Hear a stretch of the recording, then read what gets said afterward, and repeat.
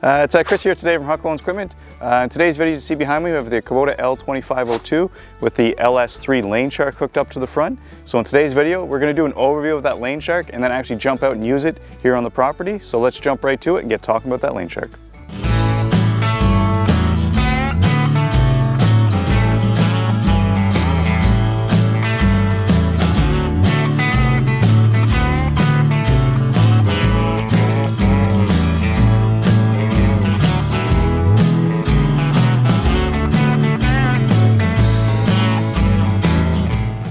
So whenever we get talking about it, what is a LaneShark? LaneShark is a company that produces these front mount rotary cutters. They're based out of Florida. So yes, they do ship all the way up here to Canada.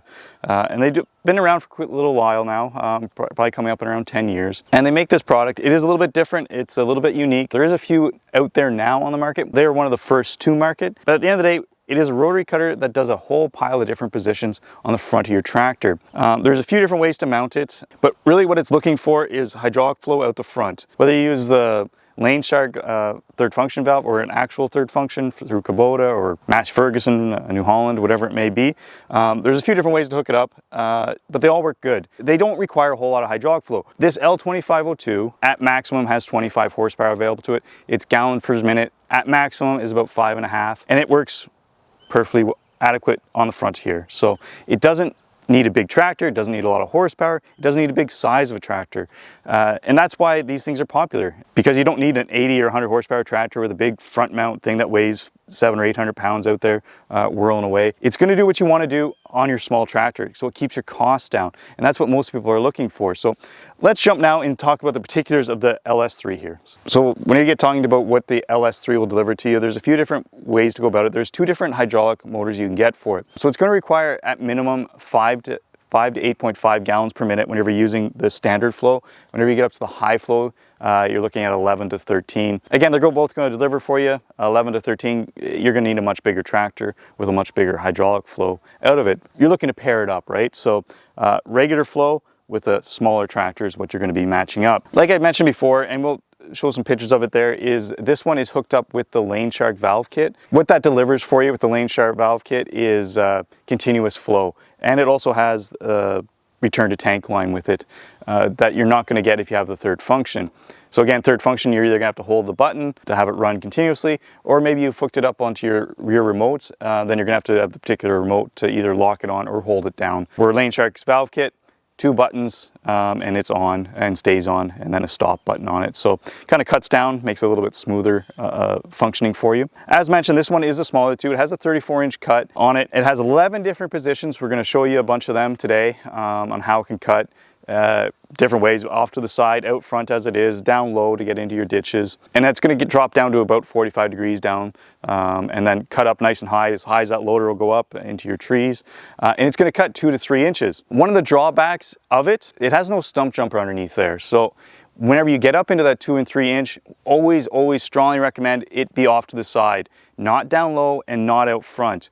Again, if you have it out front, you can, and down low, visually you're not going to see everything coming up. So if there is a rock or just some material that it's just not going to cut through, it's going to cause damage. Maybe not the first time, and maybe the 10th time or the 100th time, but it will eventually hit there where you don't want it to, and it's a very expensive motor. Recommend being able to see what you're doing, or have it so you know what it's actually going into to avoid any damage like that. So the actual weight of this is 320 pounds, so it's not going to be taxing to a unit like this. This loader in particular is going to lift about 1,200 pounds, so you're well within its capabilities that way. You'll see the hoses coming off it are 3/8 hose, so lots of flow there, no restrictions. And the big thing to know is it has to work on tractors that are minimum 55 inches wide and 2,000 pounds.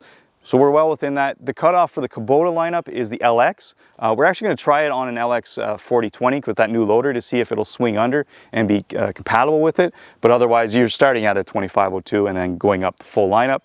One thing here in Canada that you have to be mindful of is whenever you get all the way up to like your 70-60, is usually it's alloy quick attach instead of skid steer, so you have to get a different hookup for the back. But otherwise, you're pretty good. It does come skid steer compatible right from factory, but it does not actually work on a skid steer. We'll be showing you why in a second, but basically it's because to get into some of these positions, it has to swing back and under, so you need that reach out front to do some of those positions. So just be mindful of that. It does not work on a skid steer and needs to swing out and underneath, so that's why sometimes, even though you'll have the horsepower, you won't have the reach on that loader to get into those positions. So let's jump right to it, show you some of these different positions, and then we'll get out and use it. Okay, so as you can see, we've already offset it here.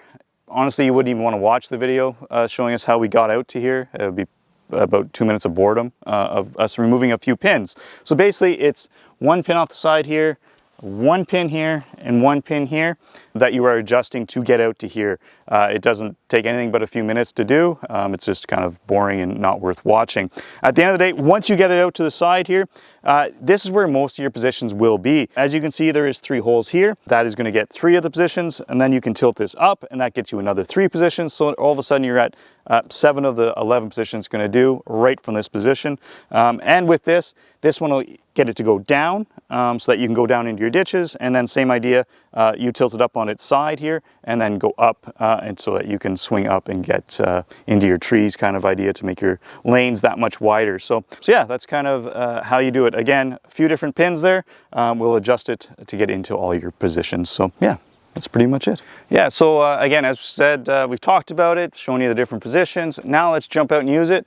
You'll see right behind me, I've got a trail that has been closing in for a couple years. We are going to widen it out, so we'll get the before and after kind of ideas. We're going to make this look like magic on YouTube. So let's jump right to it and have some fun.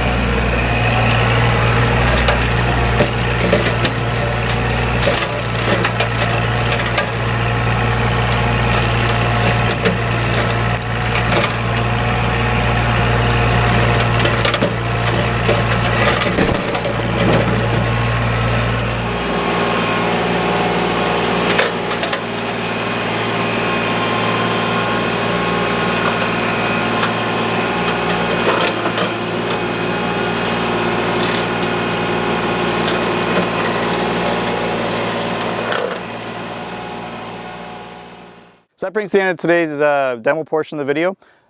To kind of recap the LaneShark and how it operates, as you can see, did a great job, right? You know, it went from about 4 feet wide to 12 feet wide real quick, up as high as the L will reach, and basically as wide. So pretty good that way. Some of the drawbacks you're going to run into whenever using a LaneShark, and there is a few that you have to know, is at the end of the day, it's advertised as 11 positions. That's fantastic. Realistically, you're probably going to be using about 3 of them. As you see, it's sitting here, off to the side, and that's about it. You know, there's might be a couple other ones that you judge as necessary, but at the end of the day, not too many uses for all 11 positions, but it's not handy to have, but a drawback all the same, as you're not going to use them all. One thing I've talked about a lot there is no stump jumper there. You'll see a bar protecting the really important stuff. It should really have a stump jumper. There's no doubt about it. Again, you start knocking that off some rocks and stuff, you're going to run into issues. It's just a fact of life whenever using a rotary cutter. Again, one thing out front is there's not really a guide. You know, you'll see the 2 corners here where the branches can get hooked into and cut off.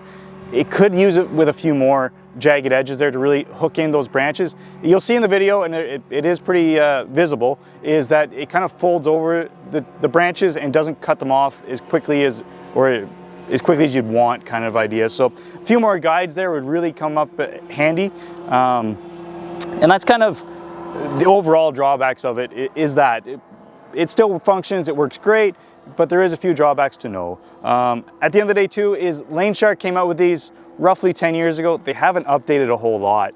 As I said, they were one of the first to market, and they've kind of stopped there. We'd like to see some more innovation from them to improve upon some of the issues they have had, to really make it a top-notch unit. So, but at the end of the day, it is another tool in the toolbox whenever you're out there trying to expand your trails and everything, or doing some ditches. Again, not strongly recommended for commercial use, but for the average homeowner is what I'd strongly recommend it for. And it will do a great job for you. As you can see, this trail is a perfect example of it. So if you enjoyed today's video, please like, subscribe. If you have any comments, please down below. Thank you.